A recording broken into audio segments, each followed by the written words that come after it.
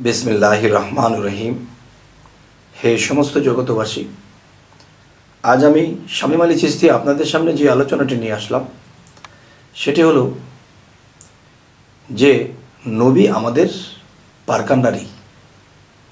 अच्छा, आमरा एई पृथिवीते एकटा जिनिस जानी कि जे नबीजी आमादेर पारकांडारी। अच्छा,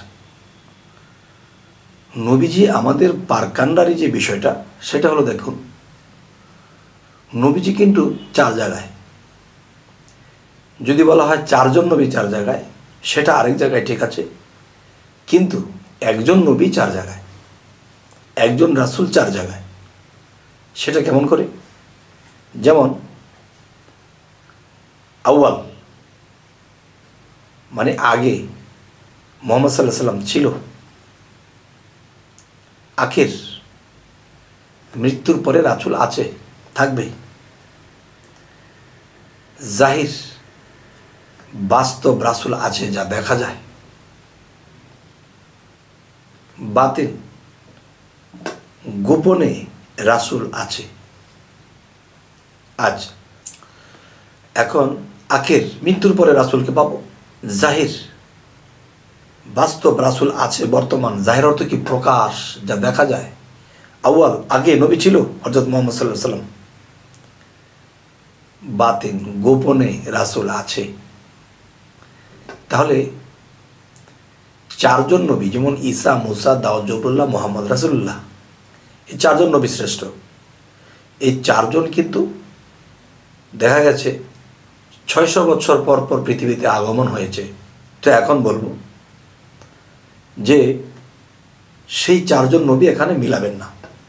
এখানে কথাটা কি হবে যে একই রাসূল চার জায়গায়।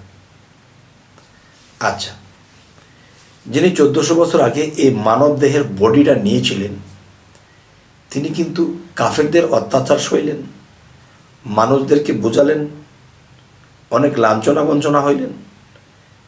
তারপর কিন্তু তিনি অনেক মানুষের মধ্যে এই ইসলামটাকে রেখে গেলেন। কেউ ইসলামকে ধরে রেখেছে, কেউ ছেড়ে দিয়েছে। তো যারা ধরে রেখেছে তারা কারা? তারা সাহাবাগণ। আবার সাহাবাগণ কারে দিয়ে গেল?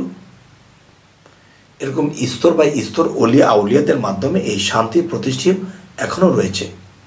আর যারা অশান্ত করেছিল তাদের যে ভাইরাসটা এখনও আছে, তারা অশান্তি এখনও করতেছে। আর পক্ষ বিপক্ষ এটা থাকবেই, পক্ষ বিপক্ষ না থাকলে কিন্তু খেলা হয় না।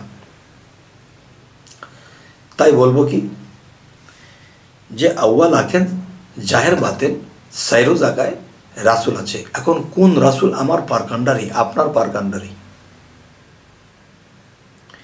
এখন আপনি একটু দ্বিধাদ্বন্দ্বের মধ্যে পড়ে যাবেন যে আউয়ালে রাসূল ছিল, জাহেরে আছে বর্তমান, এবং বাতিনে রাসূল আছে, আখের রাসূল থাকবে।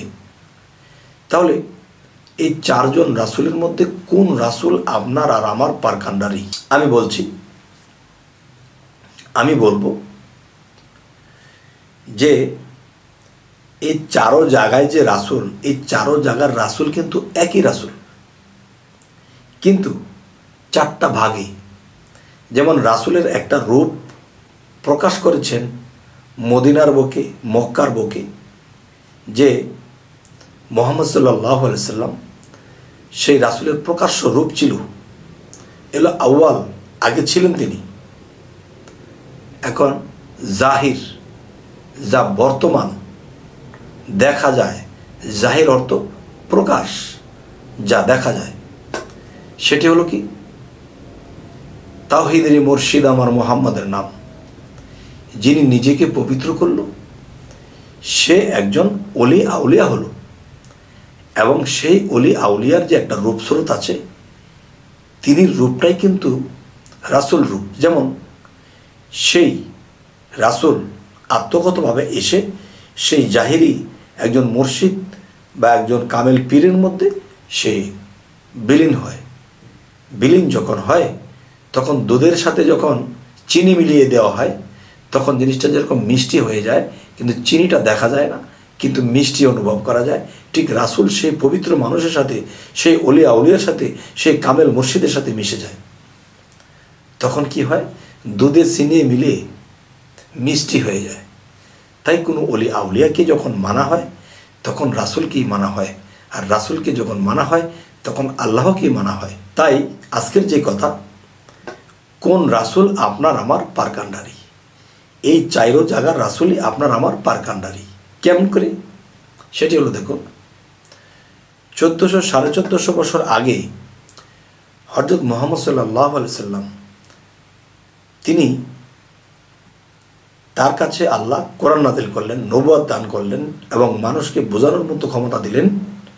এবং তিনি যে কোরআনটা রেখে গিয়েছেন, হাদিসটা রেখে গিয়েছেন, এই কোরআন হাদিসের দিকে লক্ষ্য করলে এখন আমরা এটার মতে যখন চলি, আর এটার মধ্যে লেখা আছে কি যে হ্যাঁ, এটা বেলায়েতের যুগ, আমরা এখন একজন কামেল মুর্শিদকে ধরতে হবে। সেই কামেল মুর্শিদকে যখন অনুসরণ করব, অনুকরণ করব এবং তার দেওয়া সাজেশন মানব, তখন রাসূলেরটাই মানা হয়। তাহলে বোঝা গেল প্রকাশ মুর্শিদের স্রোতটা, রাসূলের স্রোত কিন্তু এটা প্রকাশ্য স্রোত, এখানে মানলে সেখানে মানা হয়। এবার আসি যে আখিরের রাসূল, মৃত্যুর পরে রাসূল। মৃত্যুর পরে যে রাসূল সেটা হলো আত্মজগৎ বা রুহানি জগৎ। সেই রুহানি জগতে সেই রাসূল একটা রূপ থাকবে। সেই রূপটাকে মুর্শিদ রূপ বলবেন, চলবে। স্বরূপ বলবেন, চলবে। আচ্ছা, তাহলে হাসরের দিন বা পরকালে আখেরে রাসূলের স্রোত থাকবে কি? আপনি যখন দুধের সাথে চিনিটা মিলিয়ে দিয়েছিলেন, তখন আল্লাহর কুদরতে সেই দুধ থেকে চিনিটা আলাদা হবে। তাহলে চিনির একটা রূপ আসবে, সেই রূপে আখেরে থাকবে। তখনই আপনাকে, যদি আপনি মেনে থাকেন, প্রেম ভক্তি করে থাকেন, তাহলে আপনি পার হতে পারবেন। তাহলে আজকের কথাটি কি? কোন রাসূল আপনার আমার পারকান্ডারি? দেখেন, হযরত মুহাম্মদ সাল্লাল্লাহু আলাইহি সাল্লাম আমাদেরকে কোরআন হাদিস দিয়ে গেলেন, এগুলাকে লক্ষ্য করেছি, তারপর আমরা মুর্শিদ ধরেছি। মুর্শিদের মধ্যে একটা রূপ আছে। তখন সেই রাসূল আমাদেরকে কি সাজেশন দিয়েছে? তোমরা হাদিস এবং কোরআনের দিকে লক্ষ্য করো, আর এটাতে যা করতে বলা আছে তোমরা তা করো। তখন মুর্শিদ ধরার কথা কোরআনে সূরা কাহাফের 17 নম্বর আয়াত এবং সূরা ফাতা 10 নম্বর আয়াতের মধ্যে আমরা পেয়েছি। তখন কি হলো? তখন আমরা দুইটা রাসূল পাইলাম। আরেকটা রাসূল, সেটা কি? আউয়াল আখির। আখের রাসূল বলেছি যে সেখানে স্বরূপ হতে পারে, মুর্শিদ রূপ হতে পারে। আচ্ছা, আউয়াল আখির, জাহির, বাতিন। বাতিনের দেশে রাসূল কিরূপ, দেখতে কেমন? বাতিনের দেশে যে রাসূল, সেই রাসূলটি হতে পারে মুর্শিদ রূপ, হতে পারে স্বরূপ। মুর্শিদ রূপ আসলে বলতে পারো, স্বরূপ আসলে মুখে ব্লাড টিপ মারো। এরপরে যদি তুমি অগ্রসর হইতে পারো, তো আজকের কথা হলো কি? আউয়াল আখের জাহের বাতিন চারো জায়গায় রাসূল আছেন। এখন চারজন রাসূলই আপনাকে আমাকে পার করবে। আবার সেই চারজনে মিলে একজন এক জায়গায় এসে মুর্শিদ রূপ ধারণ করেছে, আরেক জায়গায় গিয়ে মুহাম্মদ সাল্লাল্লাহু আলাইহি সাল্লামের একটা রূপ ধারণ করেছে, আখিরে এবং বাতিনে স্বরূপ ধারণ করেছে। এই চারটা মিলেই একটা। আমরা যদি